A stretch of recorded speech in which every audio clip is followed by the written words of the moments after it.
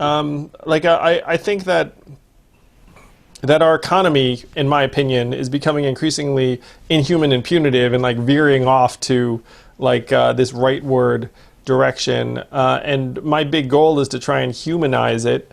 And I feel like what you're doing with this human-centered storytelling is trying to drag us in this direction in a positive way.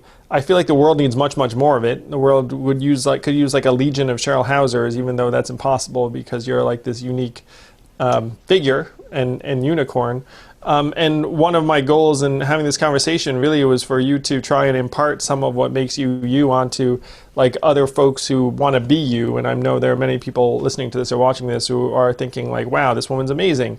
So yeah, just wanted to lay out that was like the impossible goal I'd set for myself in this conversation. Yeah, but Andrew, you express my profound gratitude for everything you've done and who you are. Oh, well, I feel the same about you, Andrew. You know that.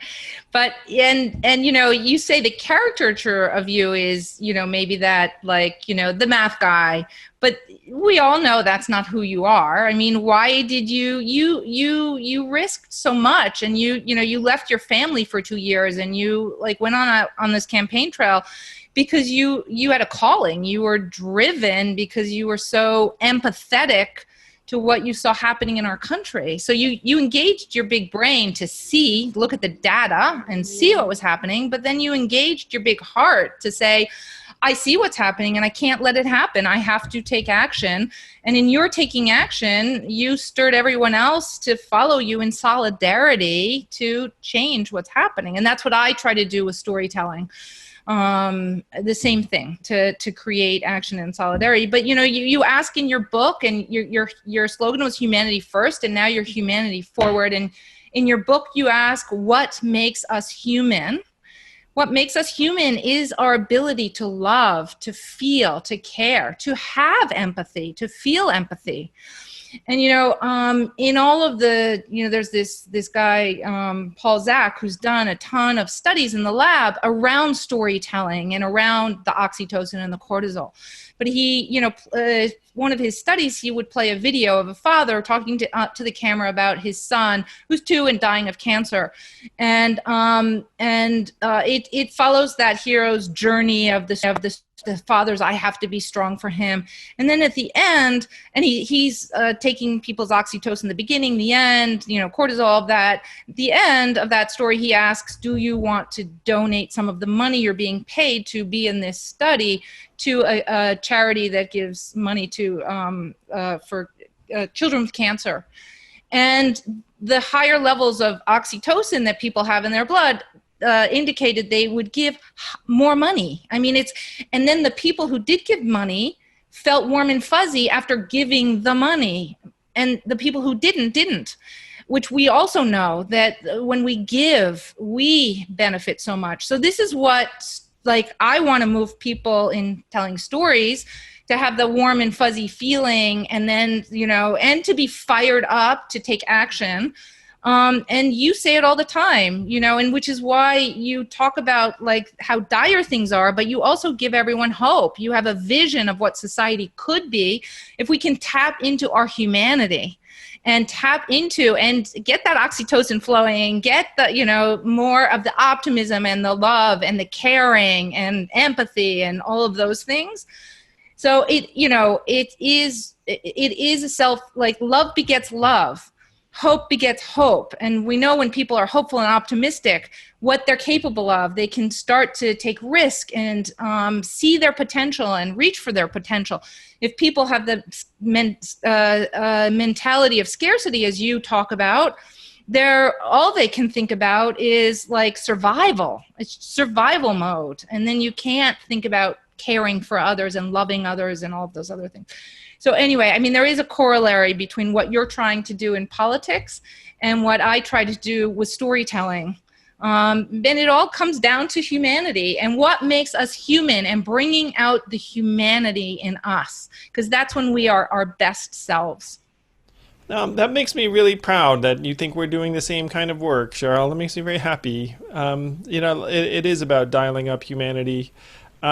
I have a question for you that, like, I don't know if we've ever discussed this really, but when I told you I was running for president and I said, hey, when you make this campaign video, like, what did you really think? I remember, I'll never forget the moment when you told me you were running for president. We were at an event screening at Grand Central Tech. And it was, you had just sold your book, The War on Normal People. You hadn't started to write The War on Normal People.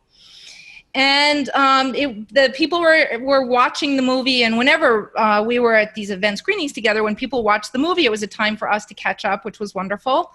And you said, I'm going to run for president. And you know what? I said to you what would say to my children when they told me they were going to do things that sounded kind of crazy. I said, that's amazing.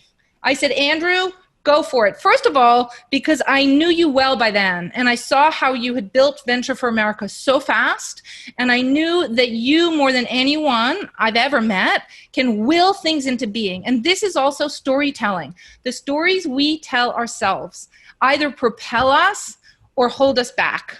So, we filmed with Cassandra, who was born a congenital amputee, and her whole life told herself, and other people told her, you only have one arm. You cannot be a nurse. She wanted to be a nurse.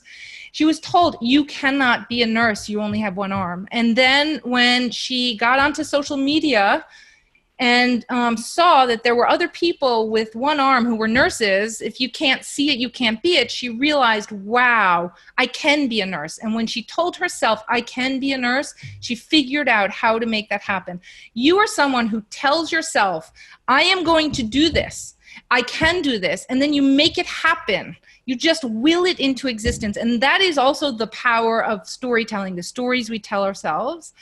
And so when you said, I'm going to run for president, I thought, okay, it's crazy, but Andrew he's going to do it. I mean, I didn't think you were going to be our candidate, but I did think that you were going to make a lot of noise and that you were going to reach your goal of making universal basic income and automation and all the things, and looking at a different way to measure progress in our society, that you were going to make them part of the public, discourse throughout the campaign and onwards. And so you really have done that, and you continue to do that through Humanity Forward, which is, and Yang Speaks and everything you're doing.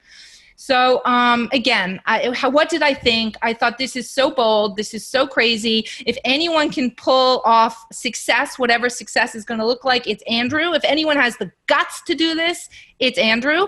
And I remember when you asked me to do the video, you called, you got my voicemail, and you left a message, and you said, hey, Cheryl, it's Andrew calling.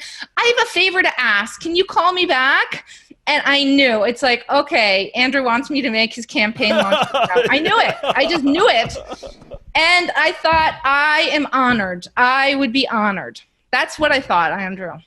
Well, you definitely delivered. You called back and said, yeah, let's do it, which I was endlessly grateful for, because you didn't have much to work with, and we weren't paying top dollar or anything close to it. It was just yet another labor of love. And I hope you felt proud of everything that happened thereafter, because so proud. I genuinely think that it might not have happened if not for your belief in friendships. So thank you. Wow, it would have happened. But I was honored to be part of that journey and to be part of helping, you start the campaign. I mean, yeah. So if anyone wants to see your work, where should they go? They should go to creativebreed.com.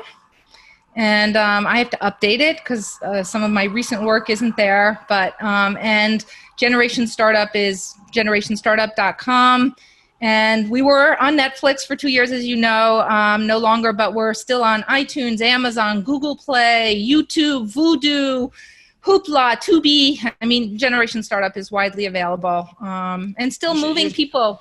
You should deeply. know, my cousin sent me a picture of my face on the monitor of the airplane seat in front of her, because she was watching your movie on the plane, being like, hey, look, look at this. So the movie Generation Startup is indeed everywhere, and I'm sure it is moving people all over the world still to this day. Mm-hmm.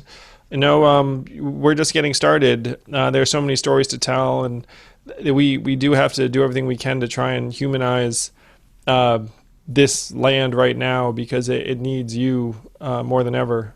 So thank you for everything, Cheryl, and thank you for helping make me more human. I genuinely had your voice in my ear the entire campaign. I